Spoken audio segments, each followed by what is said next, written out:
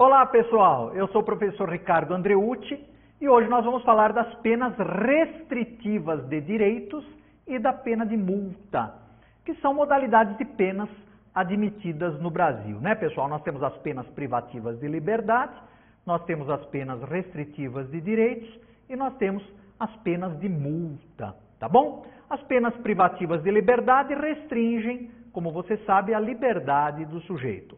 As penas restritivas de direitos restringem direitos. E a pena de multa, ela retira o patrimônio, ela retira os valores da pessoa, não é dinheiro que vai ser recolhido ao fundo penitenciário, como nós vamos ver. Toda pena, pessoal, guarde isso, toda pena retira do sujeito um bem jurídico, tá bom? A pena, nós sempre dizemos, ela não acrescenta nada, a pena tira, não é? A pena é um ônus. A pena, a gente costuma até dizer, é um mal. A pena não é um bem, a pena é um mal. Então, a pena privativa de liberdade, ela priva o sujeito de liberdade. A pena restritiva de direitos, ela restringe direitos, como o próprio nome diz. E a pena de multa retira dele patrimônio, retira dele dinheiro. Tá certo? Então, portanto, no Brasil nós temos as penas privativas de liberdade, as restritivas de direitos e a multa. Mas vamos para a Constituição Federal, que é a base de tudo. Tá? No artigo 5º da Constituição Federal, lá no inciso 46, nós temos o seguinte: a lei regulará a individualização da pena e adotará, entre outras, as seguintes. Então, aqui nós temos a privação ou restrição de liberdade, que são as penas privativas de liberdade, a perda de bens, que é uma modalidade de pena restritiva de direitos, a multa, a prestação social alternativa e a suspensão ou interdição de direitos. Essas são as penas admitidas no Brasil.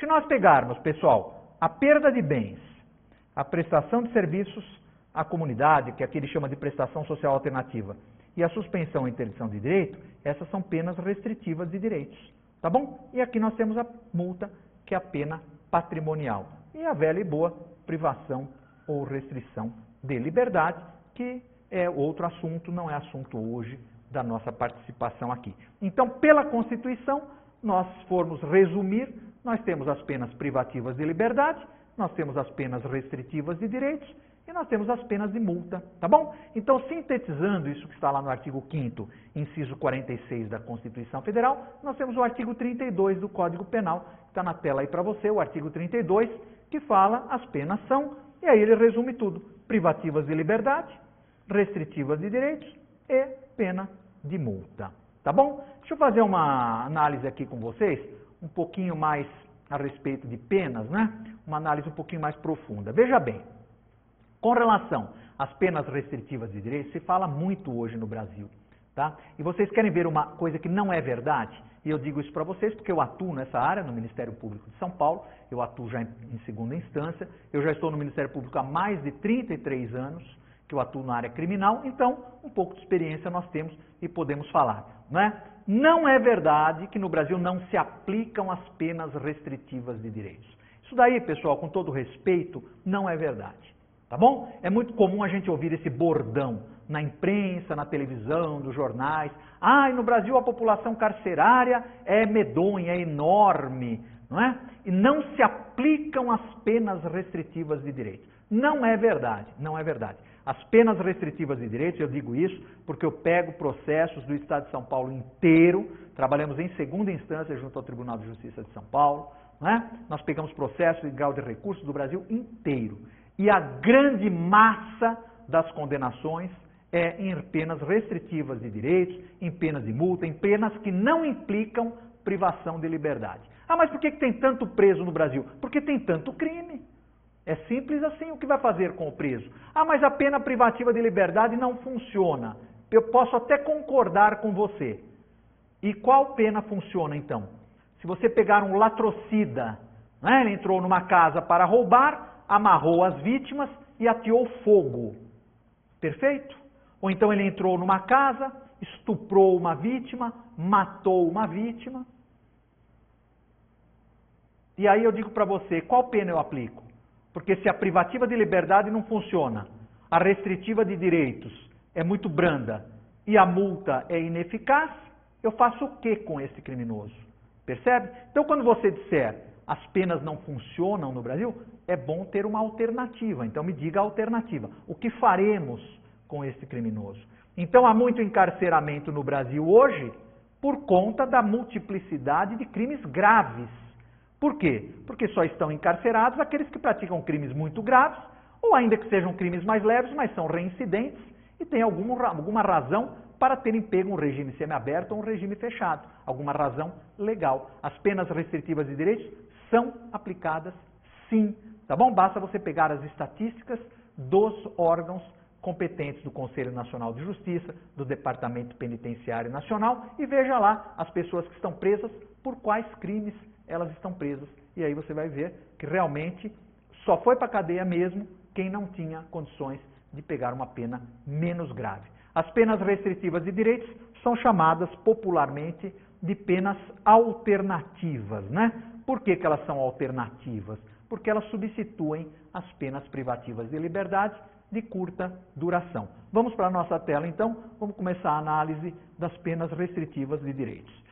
Então, as penas restritivas de direitos, vamos ler aí comigo, tal como acontece com as penas privativas de liberdade, implicam a diminuição de um bem jurídico do criminoso. Assim, as penas restritivas de direitos são autônomas e substituem as penas privativas de liberdade por força de disposição legal, implicando certas restrições e obrigações ao condenado. Tá bom? Pessoal, na verdade, as penas restritivas de direitos, elas podem ser aplicadas para condenações de até 4 anos.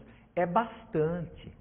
Quando as penas restritivas de direitos entraram no sistema brasileiro, só podia aplicar pena restritiva de direitos se a condenação fosse de até 1 ano.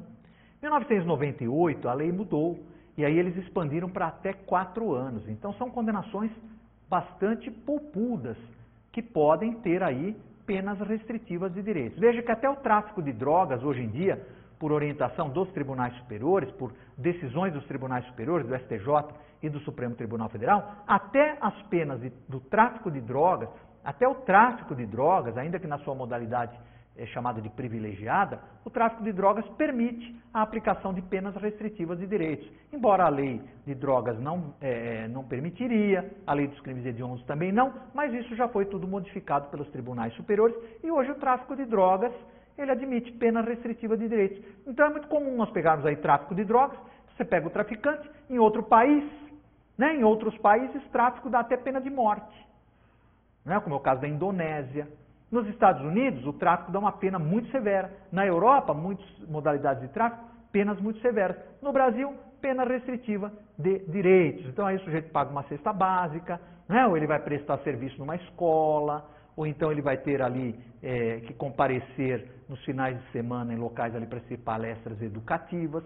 Então é isso. Na verdade, né, as penas restritivas de direitos, elas visam evitar que o sujeito vá para a cadeia. Essa é a ideia, tá bom? Então fala-se até o seguinte, em não sofrer as influências nocivas do cárcere, da cadeia.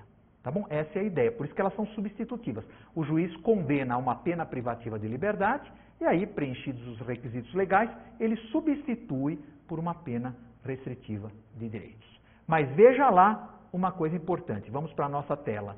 Na violência doméstica e familiar contra a mulher, não se admitem penas restritivas de direitos. Andou muito bem o STJ na súmula 588, dizendo que a prática de crime ou contravenção penal contra a mulher com violência ou grave ameaça no ambiente doméstico, ou seja, os crimes que envolvem violência contra a mulher, impossibilita a substituição da pena privativa de liberdade por pena restritiva de direitos, tá bom? E você que conhece a Lei Maria da Penha, sabe que há um artigo na própria Lei Maria da Penha, na 11.340, 2006, que proíbe ao juiz fixar penas de multa ou penas de cesta básica ao agressor de mulher, tá bom? É aviltante para a mulher que sofre violência doméstica ter ali o seu marido, companheiro ou convivente pagando uma cesta básica porque a agrediu. Então, a Lei Maria da Penha já vedou a cesta básica, que é uma modalidade convertida ali de pena restritiva de direitos, e veio a súmula 588 e diz o seguinte: não cabe pena restritiva de direitos para crimes cometidos com violência ou grave ameaça no ambiente doméstico, no âmbito da Lei Maria da Penha. Não se aplicam as penas restritivas de direitos, tá bom? Então, aí o juiz vai ter que aplicar realmente a pena privativa de liberdade, no caso da Lei Maria da Penha. Quais são as penas restritivas de direitos? Vamos para a nossa tela. Então, nós temos 5 modalidades. São 5 as espécies de penas restritivas de direitos. Artigo 43 do Código Penal. Nós temos ali a prestação pecuniária, a perda de bens e valores, a prestação de serviços à comunidade ou entidades públicas, que é uma das mais eficazes, a interdição temporária de direitos e a limitação de fim de semana. Então, são essas as 5 penas restritivas de direitos. Tá bom, pessoal? Então, há um rol aí. Este rol é taxativo. Isso nós estamos falando no Código Penal. Eu não estou falando de legislação complementar, porque, evidentemente, se você pega alguma lei complementar, pode ser até que tenha ali, por exemplo, o Estatuto do Torcedor. O Estatuto do Torcedor, já ouviu falar? Estatuto do Torcedor? O Estatuto do Torcedor, ele tem uma pena ali alternativa, que é o juiz proibir o sujeito de frequentar estádios de futebol, locais onde tenha lá partidas de futebol, por exemplo, ou do seu esporte, ali onde ele tenha praticado a violência desportiva. Tá bom? Essa é uma pena restritiva de direitos. Está prevista expressamente ali no Estatuto do Torcedor. Então, aqui nós temos o artigo 43 do Código Penal, são 5 as espécies de penas restritivas de direitos. A natureza jurídica, vamos lá então. Natureza jurídica, a pena restritiva de direitos consiste na inabilitação temporária, porque ela é temporária, obviamente ela não dura perpetuamente, de um ou mais direitos do condenado, ou numa prestação pecuniária ou numa perda de bens e valores, imposta em substituição à pena privativa de liberdade, cuja espécie escolhida tem relação direta com a infração cometida. Ou seja, o juiz precisa, obviamente, aplicar uma pena restritiva de direitos que tenha relação direta com a infração cometida. Tá bom? Então, se o sujeito cometeu a infração lá embriagado, ele pode ser proibido de frequentar bares, casas de tolerância, coisas que o valha, tá bom? E, na verdade, vejam aqui na tela, esta pena foi instituída para substituir a pena privativa de liberdade. Mas ela não perde o caráter de castigo, tá bom? Não perde o caráter de castigo, de pena.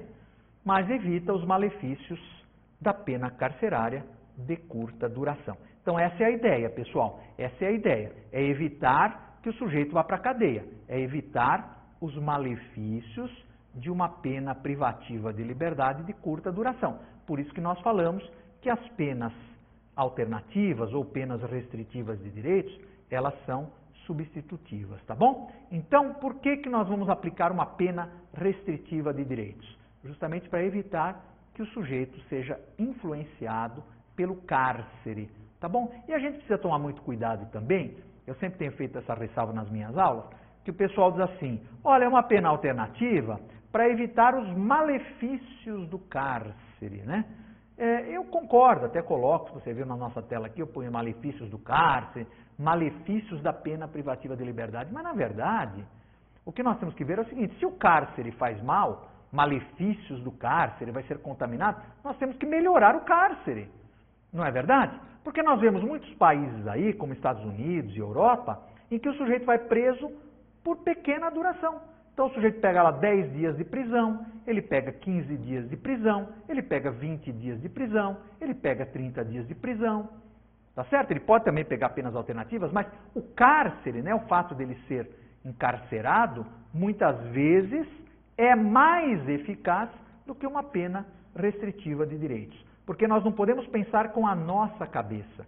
Não é para nós não queríamos ir para o cárcere, nós queríamos receber, se cometêssemos um crime, uma pena alternativa. Mas nem sempre esse é o pensamento do criminoso. Tá bom, pessoal? Então, muitas vezes, o criminoso não respeita as penas alternativas, ele não respeita as penas restritivas de direitos.